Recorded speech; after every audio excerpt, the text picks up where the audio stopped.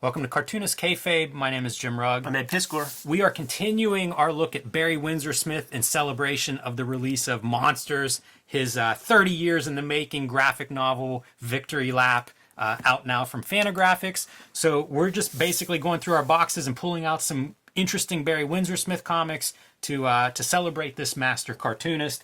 But before we do, Ed, tell us about Red Room. It's going to start coming out in May 2021. I got to thank the Kayfabe audience. Got to thank you. Got to thank Peach Momoko for showing up and supporting the comic in a big way. We have a bona fide hit on our hands after these numbers came in. But you know me, man. No rest for the wicked. There's another issue coming out. Let's get the pre-orders jacked up on that one too. Hit the link tree in the description below. You could pre-order directly from Fantagraphics. Go to your local comic shop, support your shop. If you got issue 1 at the store, get issue 2 put on your pull list. Every story is completely self-contained, so this issue is a full experience. We are not trucking out that decompressed storytelling anymore, where people are stretching one measly idea across 6 issues, make you pay $25. $4, you're going to have a complete story here. You can join me on Patreon, patreon.com/JimRugg, where you can get my out-of-print, hard-to-find zines and mini-comics. I think I've got 10 of them up there now that you can download whenever you join me. Lots of other original art. I am comparing a couple of Street Angel comics page by page, same story, 2 different drawn versions of them. So it's a lot of process talk, a lot of original art, behind-the-scenes kind of stuff. Basically what we get into here on Cartoonist Kayfabe applied to my own comics making. So join me on patreon.com/JimRugg for all of that and a lot more. But today, Ed, we're going to dive into Barry Windsor Smith's Storyteller. This was the height of my 90s Barry Windsor Smith fandom. I got on board around Weapon X in the early 90s and followed him, through Valiant, through Malibu, Wild Storm for a little bit. And then it culminates at Dark Horse Comics with this one-man anthology, oversized series. You can see this is your standard comic book size to give everybody at home an idea if you've never seen Storyteller. Several inches bigger than even a magazine size. This was a deluxe kind of wild project whenever it came out. Doesn't fit in any comic book box that I have conveniently. This thing was pretty unique on the shelf whenever it was released. It's, as I said, one-man anthology, so 3 stories that would run through all 9 issues of this. 9 total issues published. From 1996 it begins, which comics at this point are just spiraling down.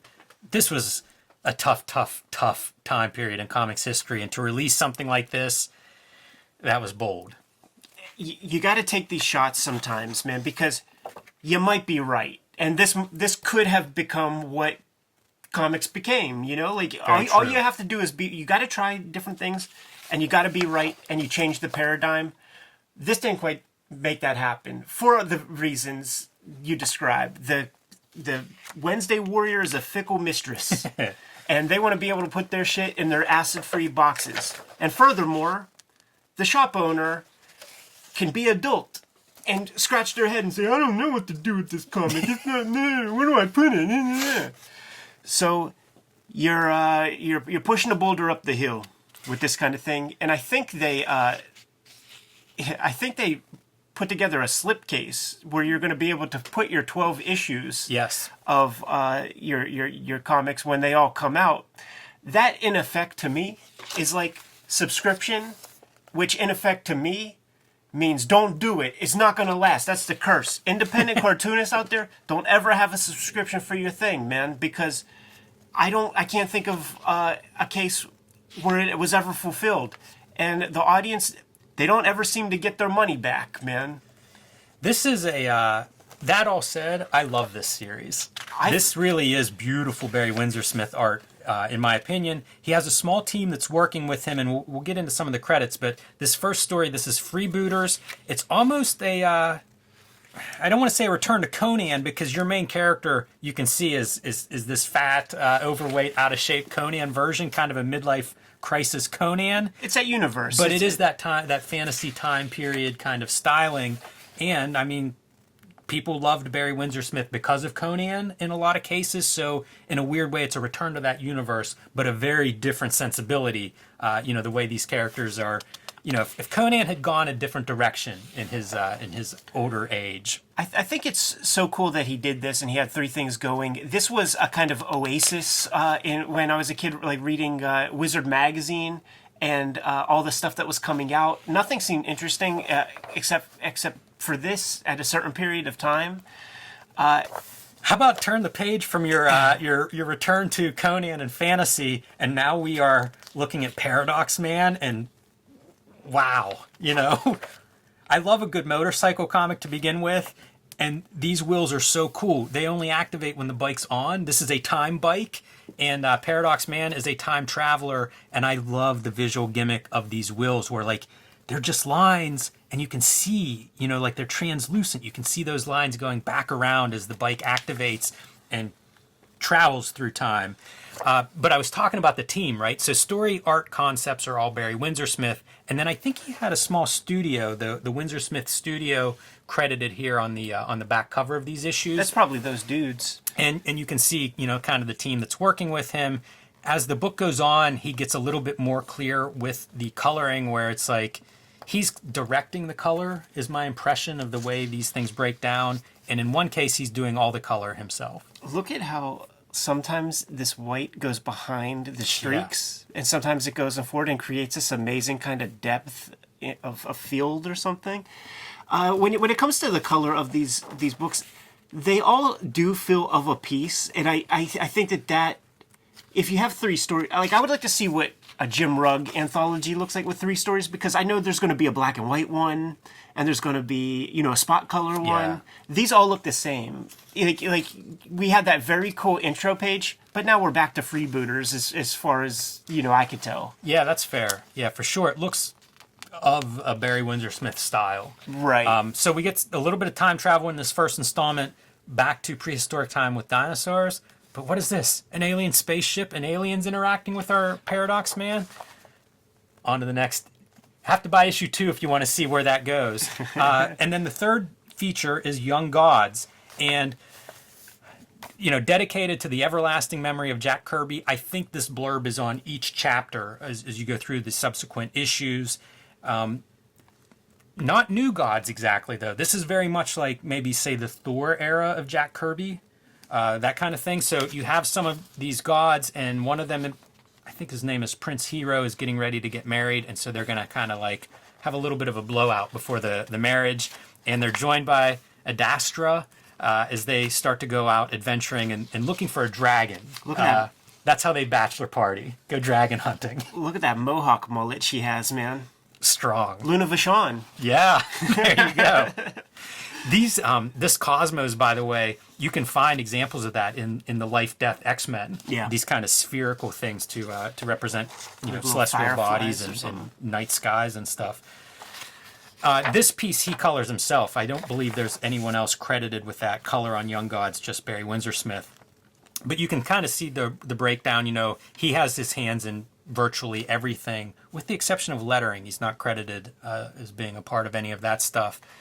So that's your issue 1, and that's pretty much your format. What will happen is the features will rotate. So usually each issue, one of these features will maybe get, I don't know how many pages one of these things are, 48 pages, something.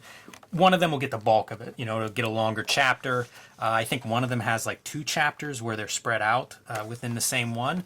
But we'll continue flipping, and you can kind of get a feel for the quality never waned. It's a great idea, like he didn't do himself any favors with the size and the format. And when I was a kid, and as this was coming out, 96, I'm like 13, 14 years old. Even the $5 was kind of expensive. Like, it was better to get 3 shit comics than one giant one a week to me or something. I didn't buy all of these when they were coming out. I bought a couple and I kind of shied away. Same deal, with the price. She's back, man. She escaped the lab, and I always wondered what kind of gig she got after her time in the Weapon X factory. There are, I'll tell you this about these stories. 2 of these stories will feature Barry Windsor Smith walking on as a guest character to help these characters out, if you will. And this is still Paradox Man, going from his alien ships to now some futuristic psychiatrist's office where reality is breaking down, and he keeps referring to this this is not reality as his like come back to at least the human form. So she got a job in psychology. She went back to school. She decided that she doesn't want to work for the government sector. Yes, that's exactly right. She got put off a little bit. Or this is, Project X continues to evolve. You need to profile these people, plant some false memories in there. That's fair. She might still be on that government on the tick. Amazing. Post-World War III New York City, one of the settings, where Paradox Man takes place. Strange ideas in this one. This is, like I said, Paradox Man is my favorite of the 3 stories, mostly because of the oddities. Like, he's the size of a 12-year-old in this future, even though he's an adult man, an adult human. But, like, one of his allies and adversaries is this giant half gorilla, half man. And they all live underground for the most part and just forage and, go up above ground to kind of scrounge around and look for things. So, pretty far out ideas in this story. And I think around issue 7, that's when Barry Windsor Smith enters this strip. And it's basically to tell Paradox Man that they need to make some storyline adjustments. Wow.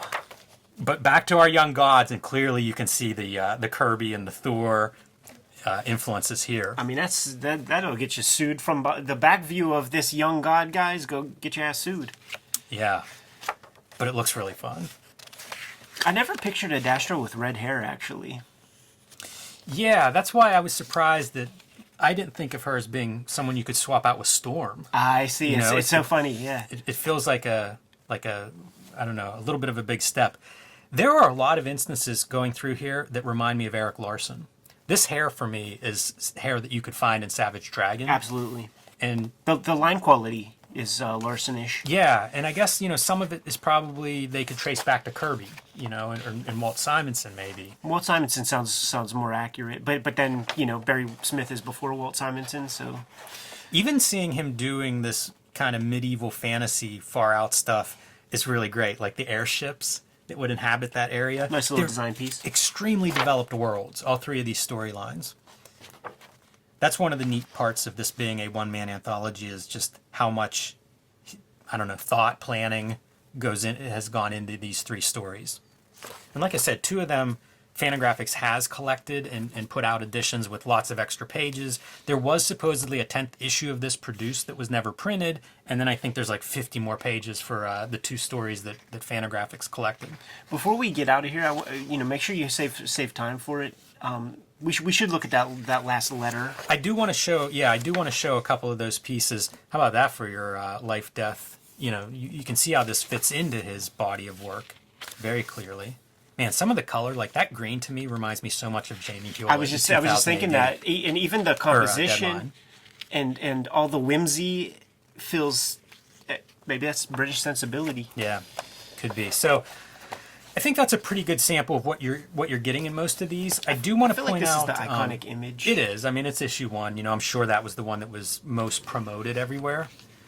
I want to see if we can show off that Paradox Man whenever Barry Windsor Smith shows up, because there is some weird stuff in there. Yeah, I'm super curious about that, because I'm looking at him on the back cover there. Looks kind of like a pirate. Yes. Can't find it? I think it's in this one. It's you'll see some him riding around with the aliens. Look at that this is Paradox Man, so it kind of feels, I don't know, like I guess how sci-fi should feel. Sure. That's a hell of a spaceship. All right. It must be in issue 9, and if not, then I planned this poorly. I wanted to show this off because that panel feels a little bit Eric Larson-esque. I love that kind of stuff. I do too. And I love it whenever somebody's doing an oversized book and then they really take advantage of, like, this is bigger than a comic book page. Let me really blow up an image on there. Like that Kirby hand in Bicentennial Battles, which Barry Smith actually inked a couple pages. Yeah, learn this from the best, right? Yeah. All right, so this is the issue that has the Paradox Man appearance. And the reason that I think it's worth pointing out, one is we see Barry Windsor Smith wearing the shirt that is like the cover image on one of these things. So, So that's supposed to be Barry Windsor Smith? Yes, well, it's the creator. I don't know if he actually is referred to as Barry, but yes. Because it doesn't look like the dude on the photo in the back covers at all, man. That looks like fucking John Byrne or some shit. Look at this. So he's trying to light a cigarette and it doesn't work because it's a cartoon cigarette lighter. And so he finally gets it lit and now there's too much smoke. Well, let me move some of the smoke. Like they're getting into this idea of like, this is all a cartoon world, you know, like all the props for the house. That's inspiring. It's real interesting.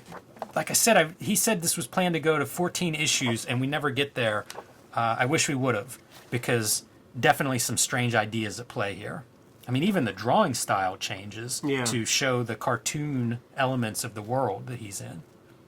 And he's in another piece of this world, whatever it is. He's not in the psychologist's office. He's not in post-World War III Manhattan anymore.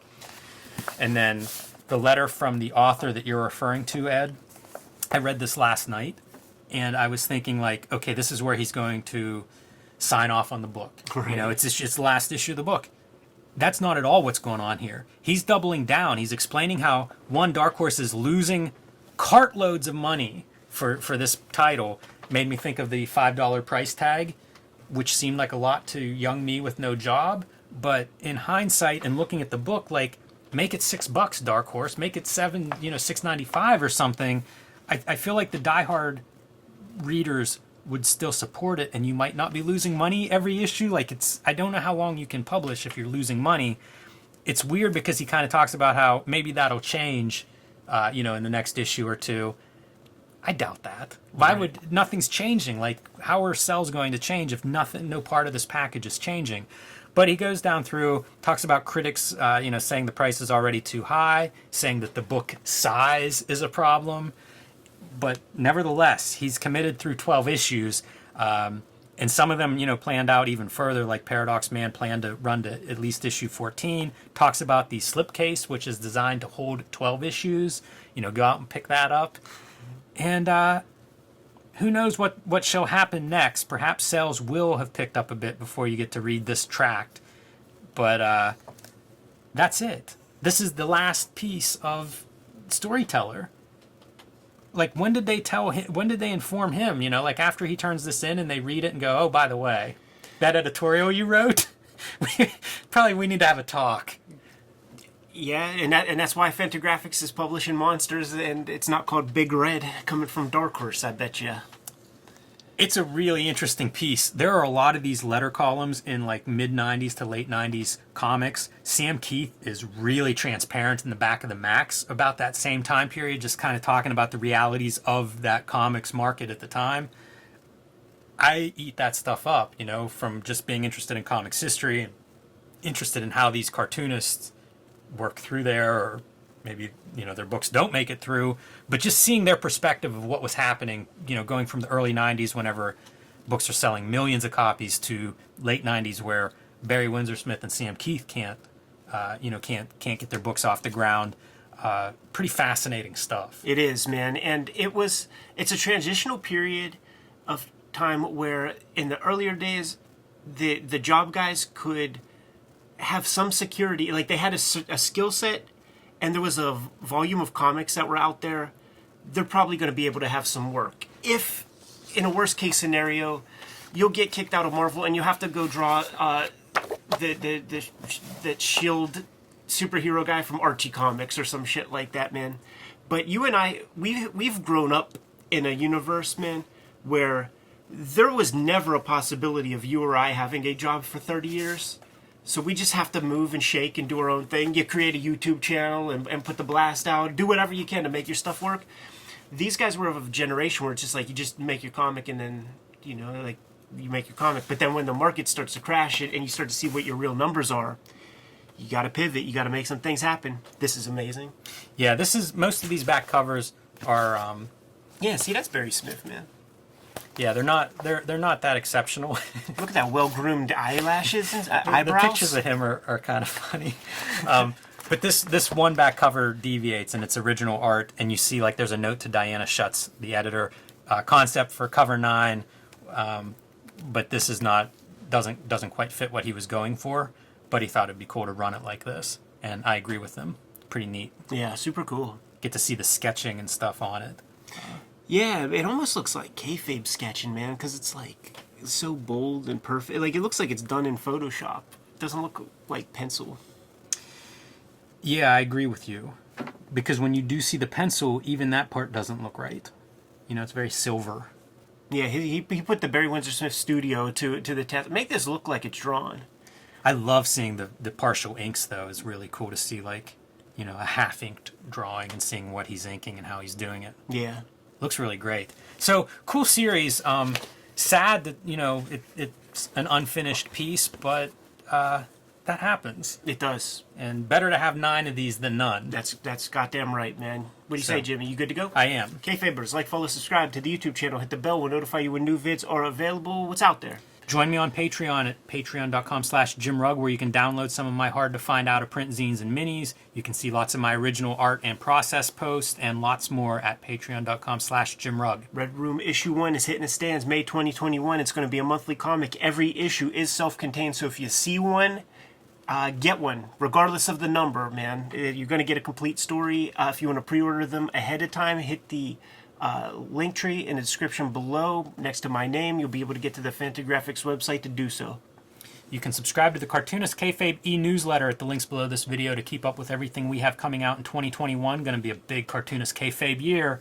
You can also find Cartoonist Kayfabe t-shirts and merchandise at the links below this video. Jimmy, give him one last set of marching orders, man. We're going to be on our way. Read more Barry Windsor Smith comics.